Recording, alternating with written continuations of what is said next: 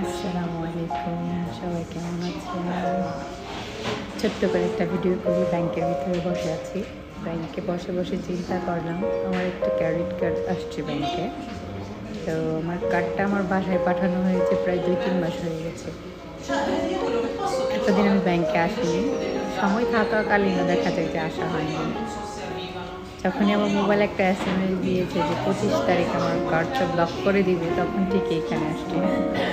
তো আমাদের মানুষের লাইফেও যদি কাউকে এতটা ইম্পর্ট্যান্ট মনে করে, কাউকে যদি মন থেকে ভালোবেসে থাকে, তখন সেই মানুষটাকে হারানোর বয়সে শত বাধা অতিক্রম করে তার কাছে আসার চেষ্টা করে, তার সাথে কথা বলার চেষ্টা করে।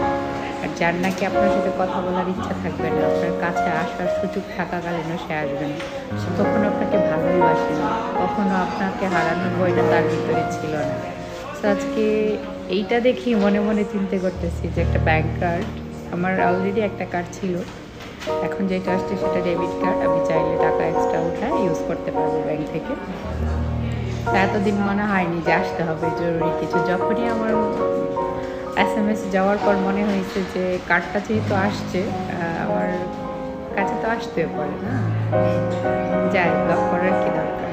হারানোর বইটা যখন থাকে না, তখন ঠিকই মানুষ দৌড়ায় ওই জায়গায় পৌঁছে শত ব্যস্ততার মাঝখানে।